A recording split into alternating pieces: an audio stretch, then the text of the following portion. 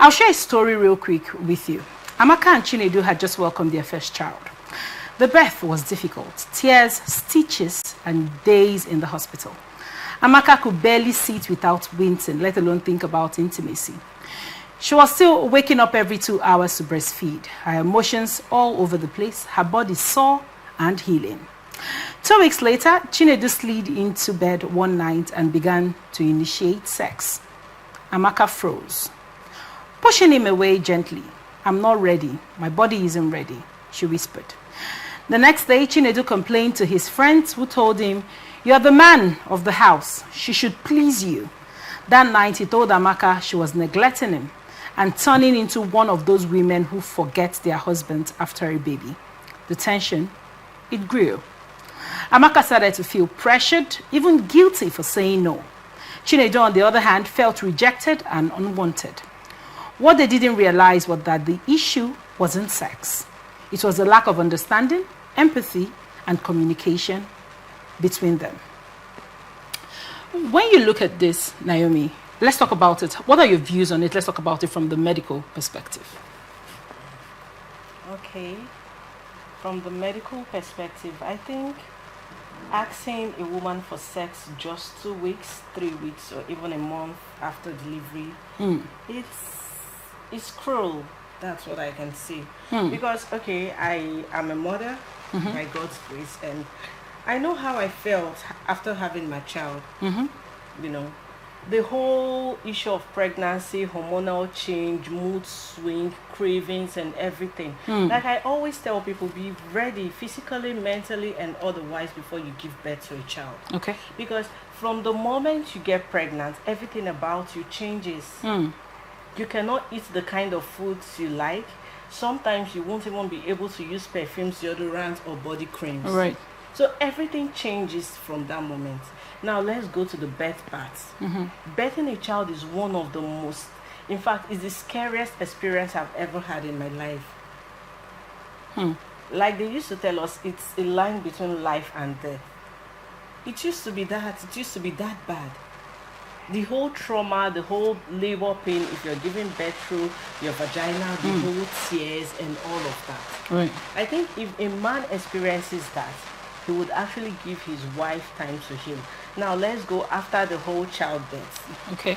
The contractions you have while breastfeeding, the breast engorgement, the pain. Then when you're feeding, when your uterus is trying to come back, my aunt told me, my aunt that is a midwife, because then I was experiencing severe pains while breastfeeding. And she said breastfeeding helps in healing your uterus. That your uterus after giving birth is just like the size of a plate. Okay. An open wound, the size of a plate, trying to contract and come back to what it used to be. Do you know what that means? Now imagine if you had sutures there. You know what a suture means? They cut you open and they sew you back. Now that means you have a raw wound there. All right. And we know how small the vaginal canal is. Then birthing a whole human being out of that place.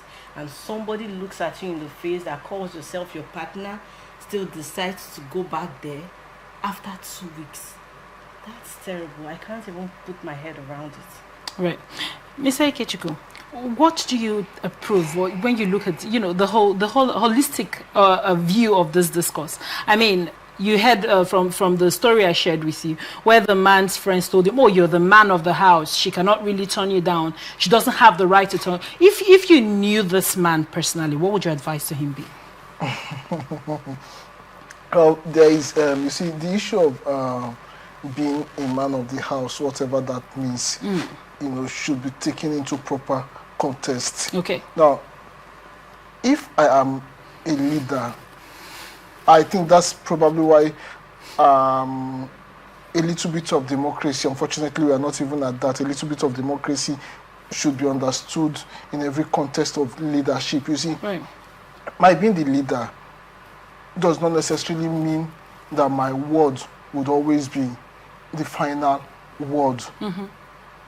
And by that, I don't mean to discountenance the importance of leadership. No, leadership has a very big role to play. But you see, leadership in the proper context also provides room for listening to those you are leading. I mean, you don't want to wake up one morning and find out that all the people you are leading are all dead because of an instruction you give. Right. For you to continually be a leader, you should always have people you are leading. So for you to continually be the head of the family, the man of the house, there must always be a family. Right. A bachelor is not the head of a family.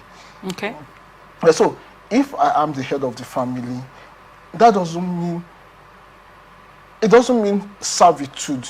If you are my subordinate, Okay. whether in the family or in workplace, does not necessarily mean slavery. So yes, I'm the head of the family, but there should also be room for communication. Now, you see, from the story, there is a question of rejection. It is not every time somebody says no to you, whether within marriage or outside marriage, that is an outright rejection. At times, there are good reasons to say no. Right. For people, there may even be, like we say it elsewhere in another frame, there is something called enlightened self-interest. I am interested in me because I know that enlightened self-interest as against selfishness. I know that my well-being is dependent on the well-being on others. It is that enlightened self-interest that drives me to protecting my neighbor, because I know that my neighbor's my well-being to some extent is dependent on my neighbor's well-being. It is that enlightened self-interest that drives me to protect my family, as it were. This is not selfish. Now, selfish is a different thing, but enlightened self-interest. I know that in preserving myself, there is a need to preserve the next person around me. Thank you so much. Now, the medical reality of things, you find out doctors have always recommended waiting at least 4 to 6 weeks after vaginal delivery before resuming penetrative sex, and even longer after complications or a C-section. The body itself needs time to heal physically, and hormones can affect libido and comfort. On the other hand, we also have cultural expectations and reality. Right. Naomi, usually you hear in many Nigerian homes, men are taught that, sex is the wife's duty. The expectation for, okay, you owe me this. It's supposed to be is mine. I've paid. In fact, one of the shows we're talking about the bride price payments, and we talked about how payment of bride price seemingly brings this misinformation, if I say so myself, that, haven't paid this on your head, you're mine. I own you. Right? And I remember my guest on that show saying that it's like going to the market to purchase something. Men are charged a lot, and to some degree, the woman now belongs to the man. Now, when you look at this and, the African context, because we are not going to limit this to a Nigerian problem, right? How do you think this cultural perception, how far do you think it has gone to shaping the ideas of men and the responsibilities of women sexually in homes? I think that's the reality we are faced with, actually. It's a sad reality, but most men believe that I've produced this woman, I've brought her over. So whatever I need her to do, she's supposed to do. She's supposed to obey, she's supposed to do whatever I want. And that does not exclude the sexual aspect. A man expects to come back home not minding what the wife had been through all day. She might go to work, care for the children, take care of the home, make meals, and he still expects her to give him her body at the snap of a finger or whenever he demands it. Right. Now, this brings me to the kind of partners we should choose. Since it's a sad reality in our society that most men are being brought up that way, to see women as objects that they've purchased or bought. Before you marry a man, before you choose someone to be a partner, please, ladies, I think we need to look deeper than the physical appearances. We need to discuss and know these people's values and ideas. Please bring up this issue of marriage, sex, childbirth, and all of that. A man of the home, like he rightly said, a leader cannot lead without people. And most leaders should be able to serve. You should have a man who is willing to serve his family. And serving his family in the sense that he puts the needs of the individual members of the family in front.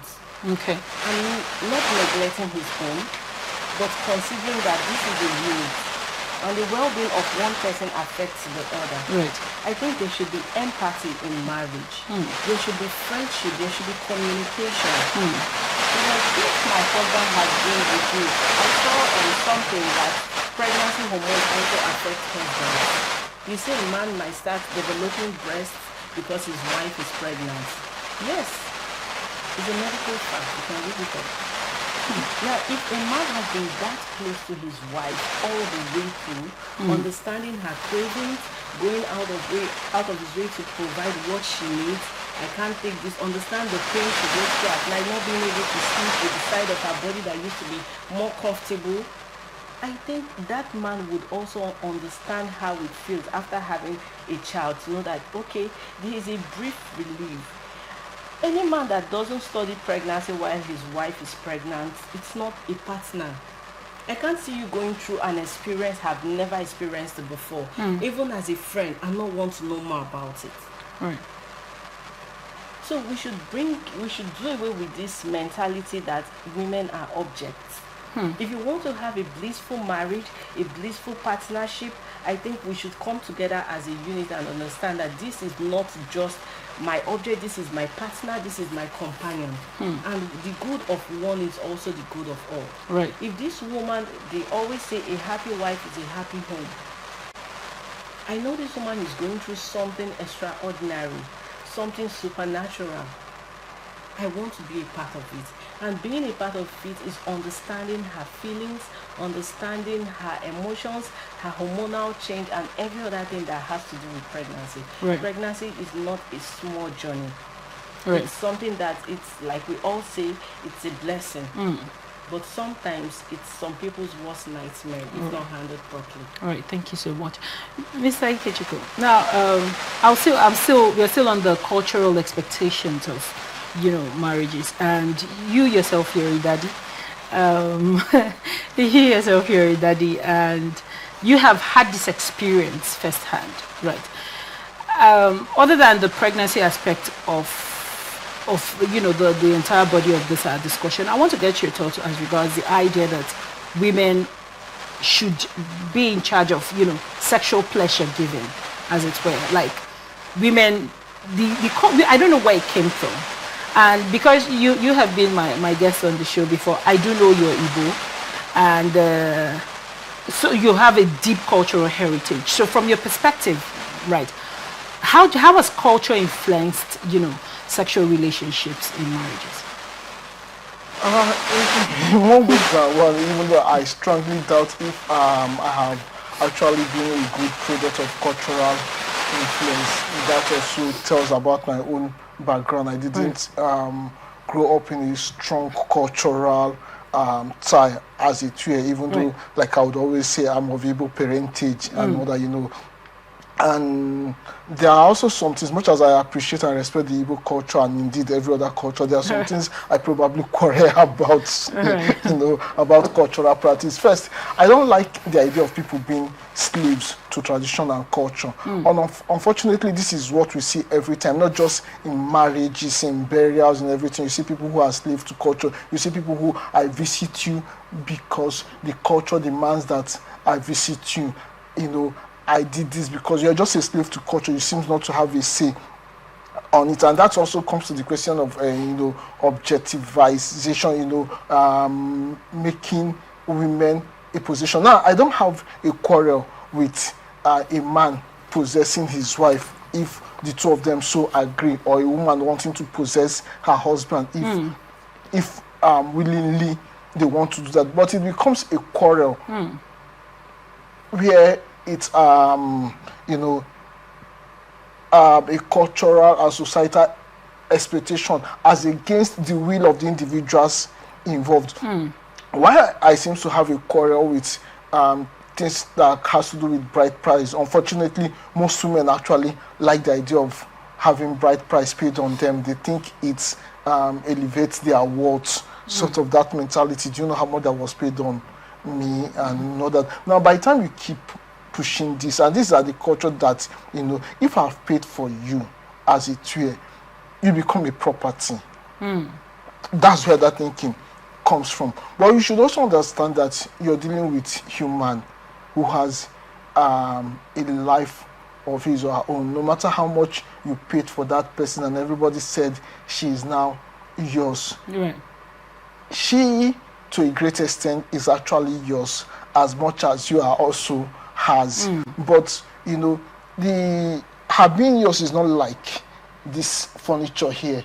This furniture is my, whatever I like, I do with it. If I want to place it, I place it here. I can come back and decide to place X-ray. I can decide to give it out to somebody. I can decide to damage it and all those things. It's not like that with whether it's your wife or even your child, that it's yours. Right. I can't damage you, at least not physical damage. Like, because you are mine, I can't give you out.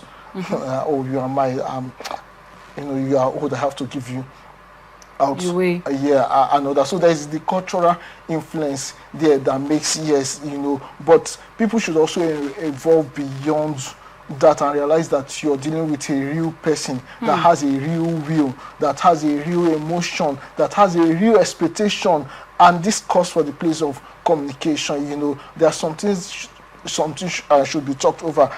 I have said this at different fora, that I am not one who advocates too much legislation, maybe because of my background also. I don't even like societies where people are so legislated. I think societies are best when the laws are small, rather than, for a very good example, I don't like legislating people into their bedroom. So I don't like giving people prescription. It should be 2 days, it should be 3 days, it should be 1 month, except where there are specific medical reasons that like what we're talking about just that outrightly says, okay, you have to wait out this period. But beyond the medical expectation, every other thing should be discussed between those involved. Right. I want it now. The person I want it from, is she available? And I don't mean that idea of weaponizing sex also, because I know people weaponize sex. No, it's about, realistically, like I said something earlier on, you are a leader because there are people you lead. You don't want to wake up and find out that those you are leading are all gone, dead because of what you did and all that. So yes, now the feeling may not go away because your wife just put to bed. It may, she talked about pregnancy, what did you call it? I've read something about that, yes, how men also adjust her, but it may differ with people. So the feeling may not just go away because your wife put to bed. But like every feeling you have, don't you satisfy your feelings as reasonably as you can. If you want to eat XYZ food and you can't afford it at that particular time, what do you do? If that feeling came and you were all alone in the house, what do you do? If that woman had a serious health issue, which you should also consider this, and you want that thing, and for medical reason, or you just realize at that moment that you wanted it, that probably HIV it just fell on her and she's infected, would you still go on because I can't control myself? Or no, I just need it now, in spite of the fact that who you have beside you is a HIV patient? You probably would shut that feelings immediately and all that. But it calls for communication. Maybe the woman may not also depend on who you're dealing with. Maybe should not just say, don't you know, shouldn't you know? Maybe there may be, depend on who you are dealing with, I said, there may be a little bit of teaching, education that, this can't happen now for so reason. But I think to guide against the unforeseen, maybe this discussion should have been held earlier. But at times also, you may not know what exactly would happen after childbirth until it happens, because oftentimes, sometimes you don't know if the child is going to be a vaginal birth or it's going to be a C-section. Beyond all of this, you may not even know how you're going to feel. Like I said, I'm not one who regulates people into their bed, into their rooms also, and I'm not one who approves all the formalities. Yes, it's a formal organization, but beyond the formalities, what if we have a formal arrangement that is after 6 weeks? And after 6 weeks, and I show up with that document, hello ma, it's time now, and you're still not there, what happened? So beyond the formality is also the realistic approach that okay, yes, formally 6 weeks is okay, and now I'm showing up with my C of O Right. that okay, I'm coming to claim what is mine, but the property as it were, still, you know what, still work in progress. We haven't gotten there, so. Yet. Thank you so much. Now, health pressure from intimacy too soon can create resentment, anxiety, and even depression. For many women, feeling emotionally safe and supported is the gateway to physical closeness. Redefining intimacy in itself isn't always sexual. Couples can nurture closeness through physical affection, shared parenting moments, gentle touches, and words of affirmation while waiting for full recovery. Now, Naomi, on Twitter yesterday, when the banter of this particular discussion was going on, it's still very hot. I'm sure I'll still need a lot of updates after the show. But many men said this is the reason you shouldn't be with only your wife. When your wife has had a baby, it's better for you to, go out. I quote, there was a scuffle on the internet yesterday because someone was saying, that is why I've always advised men, you must have a side piece, you must have a side girl, a side woman, a second lady, where when your wife has this kind of big events as big as having your children, you can now fall on the person outside and allow your wife to heal. I mean, when you look at it holistically in that picture, what comes to mind? I'm flabbergasted, actually, because I don't understand what sort of advice is that or where those people came from or the kind of reasoning. Now that brings me, in fact, it brings us back to the reality of the society we face. Men or people are usually selfish by nature. They think about themselves.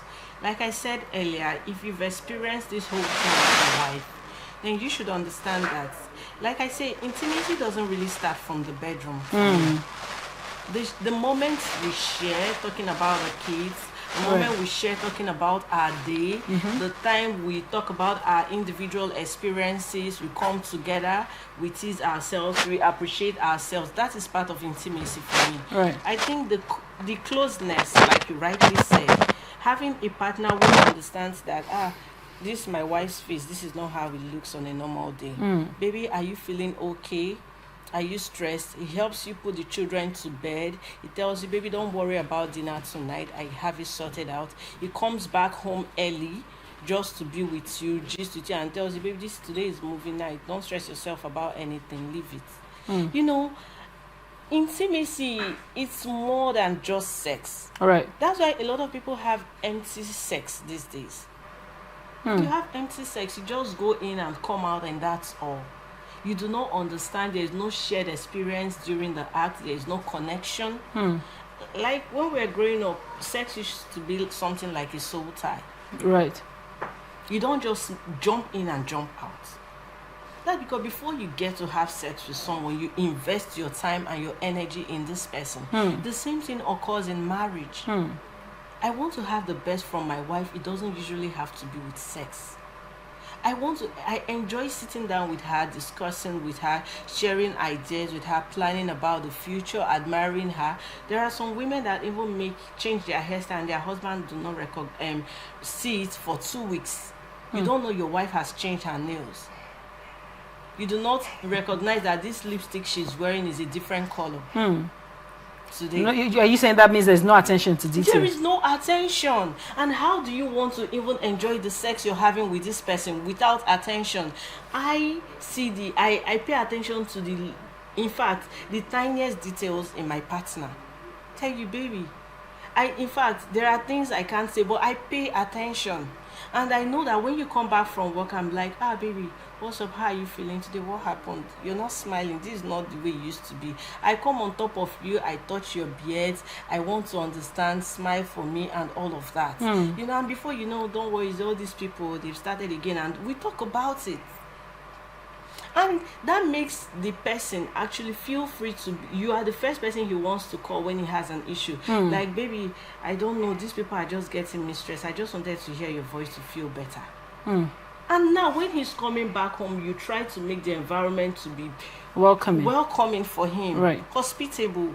and he knows I'm coming back home to my safe place. The same thing applies to the woman. There shouldn't be weaponized sex. Do not. Oh, I was going to ask you about weaponized Yes, sex. there shouldn't be weaponized sex. I shouldn't Because deny you. because many men have come to say women weaponize sex after they have had children. Right? They now say, no, I'm not interested. And even after childbirth, and even long after childbirth, women, they say women always use sex as some form of a mechanics to achieve one thing before they give one thing. Do you think that is a thing as a woman? I think a lot of women do that. I can't deny that. But I believe for a woman who loves her husband and like you love your home, the concept, the unit of a home. The worst thing any woman wants to experience is her husband going out. We do not want to hear it, we do not want to think it, we do not want to imagine it. So why should you weaponize sex? Now that brings you to the question, why should you weaponize sex? I'm going to just throw it to Mr. Ikechukwu. Why do you think women weaponize Why do you think women weaponize sex? Let me attempt an answer, but I think a woman should have known why they weaponize sex anyway. But let me attempt an answer. You see, at times, we talked about cultural practices and possession and all that. At times, society, I'm becoming too hard on society. Sorry about that, but I'm a part of the society. Anyway, so you see, the impression has been given that he's the one that needs sex. I'm the one that have it. So again, like the Igbo society, you can't have the yam and have the knife. So I have the yam, you have the knife. So I decide. How did they say it? Okay, I think the guy who has the knife decide how the yam is cut on this case. But in this case, the guys who have the yam, they also decide that the yam is not coming out stock of You got it. and all those. So she said something about men noticing that women at times, like are you saying your face looks like responsibilities are too much? No, not the responsibility. You see, at times also it is the women that makes it difficult for the man to voice what he has noticed. For example, you're wearing a good hair. Say your hair is looking this is a very beautiful hair, good hair. What should be the answer? There may be no one for all answer, but definitely one of the answers you don't want to hear is that your hair is looking so nice. I like this hair. You go out. Do you know how much I made it? When was the last time you even gave me money for hair? But that money you even gave me is not enough for the hair. You have just shot that guy. You have told him that he is incapable of giving you that fine hair. So when you see that fine hair, just shut up. It is not your money that made it fine. So next time the guy manages to summon courage and see your nail is fine. You are seeing that. But then, do you know how much it costs? But then, isn't that a cue for you to assume these responsibilities? Yeah, but at times, yes, stepping up. But you see, this is another thing to it. We live in a world where we ask for equal treatment and all that. You see, we want the men to be.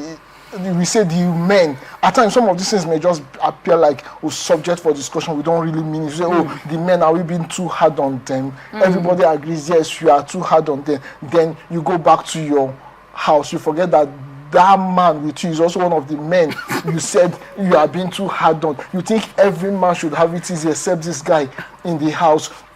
You want him to always step up. There is nothing wrong in stepping up, but you also should have realistic expectations within his capacity. Now, if he has given you that money for hair, that money is not enough. Thank God you are able to make it up. There is a way you can even communicate that, this hair is expensive without throwing his inadequacies at him. After you have thrown it at him consistently, next time he sees the hair, if he wants to voice it, he will tell himself quietly to shut up.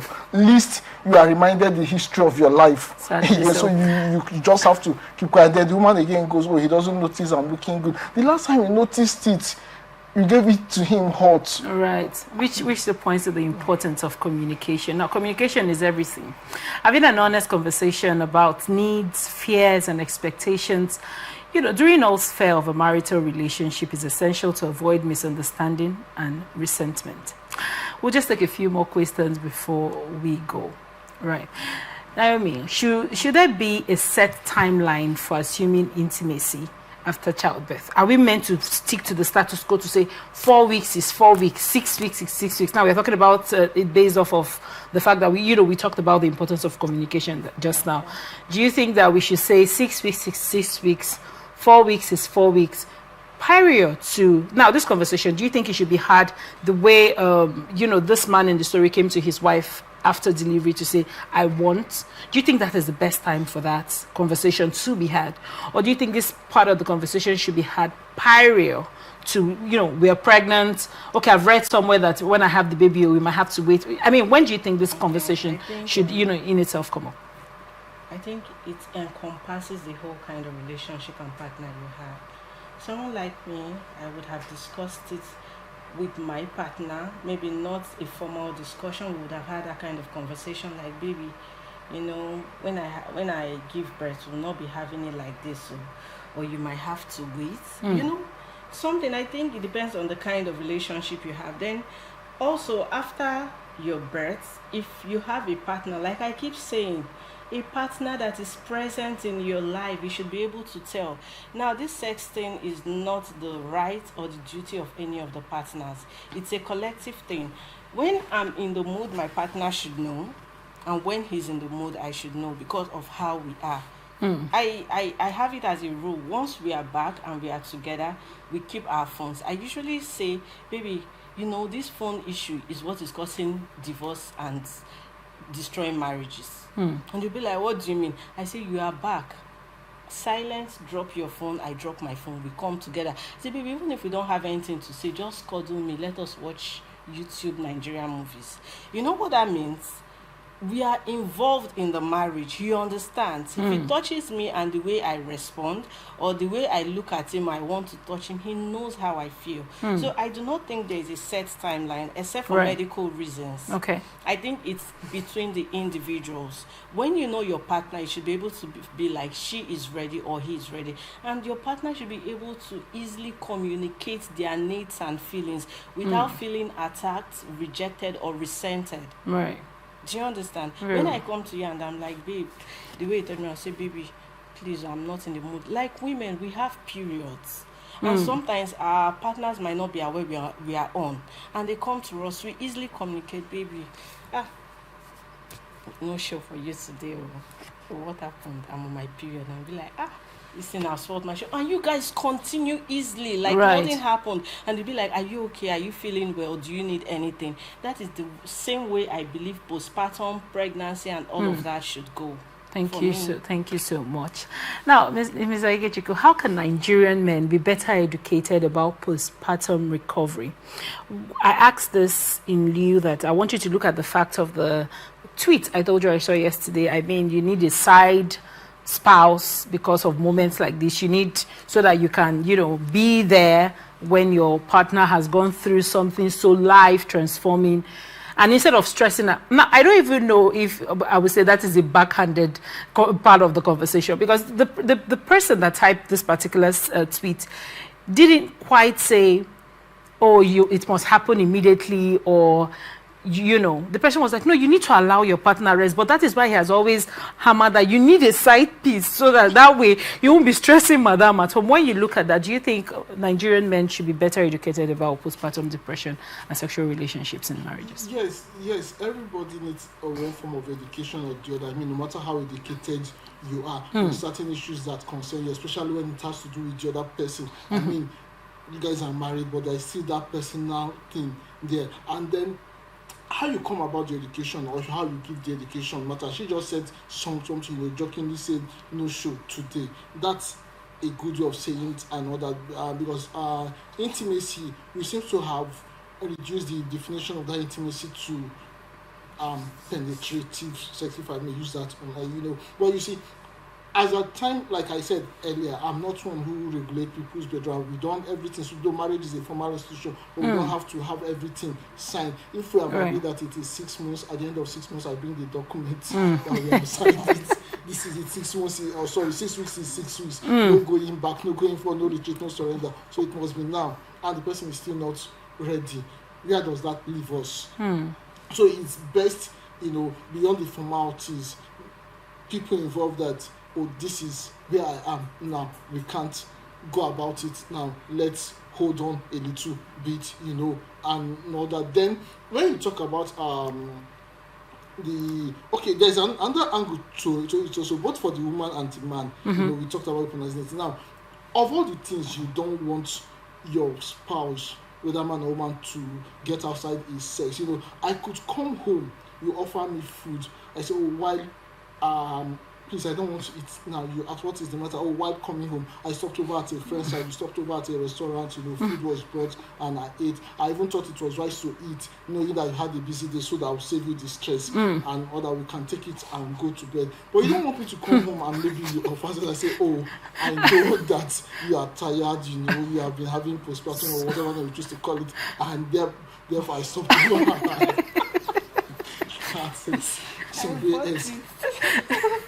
That's crazy, right? I mean, right. If you're in that shoe, we won't be laughing. We probably will be talking to some funeral homes after that. This discussion. So it calls for a whole lot of discussion. Then to the issue of, should I have a side chick? So even in polygamy, some people now, I don't know if it's fortunate or unfortunate, those that have polygamy, there have been cases where, fortunately for them or unfortunately, 2 women or 2 men put to bed within same period. So what happens at that time? So go get another one. Remember, I talked about enlightening self-interest. Also knowing that having a side chick also, beyond the sexual satisfaction, also have some economic implication in this time we live in. Then, I mean, you guys are in it together. Why not work it out? So we're almost rounding up the show. But I need Naomi to, both of you are going to take, but this is my last question before we wrap up the show. Should there be alternative methods of satisfaction? Now, I'm talking about this in lieu of the fact that we are now in a very technology-driven world. And, there are things like cunnilingus, fellatio. You have the use of sex toys. Do you think that should be some form of consideration, given that? So he said, it's easier for someone to say, I ate outside, like Ikechuku just rightly said, than saying, I had sex outside because I thought you were tired. Do you think that other alternative methods should be looked into by your perspective? Not really alternative method. I think I should be able to satisfy my partner without penetration. Do you understand? We should be able to have foreplay. I should be able to touch him, do other things to him that gets him a bit satisfied without having to penetrate. But you see, the use of sex toys and all those other things, except it's something we've previously used or discussed and agreed to use. Right. Yes. But naturally, I have a partner, and right now you can't do that, and even on my period I should be able to do other things to your body that makes you feel a bit satisfied. Thank you so much, Mr. Ikechuku. So what do you think? Do you think alternative methods should be considered? Alternative methods, given a highly cultural society, I don't think that is feasible for many people. But even without the cultures are not just, let's bring it home. How would a partner feel having his partner or her partner using a sex toy in your presence? It sparkles something in your head, like that's a way of saying you are not enough or something. Then if it is about, I always think that there should be compromise. That's why I keep saying that it's not about the formality. You cannot, it's possible you are not in the mood, but if you consider that you have not been in the mood for 3, 4, 5 days and this person has been, you can make a compromise also. Then for the guy also, I'm in the mood, you have always had this thing, and then this is a natural thing, it's her period. That few months, if everything has been okay, that few days that she's not available is not enough to go get a side chick or a toy. That few months or weeks, because of the child, if I'm not making a mistake, in a marriage, the child belongs to both of you. So that should be a little bit of compromise and all this. And then other methods should be employed, like it must not be penetrating, touch, and all those stuff. So it's about people understanding themselves more than the alternative.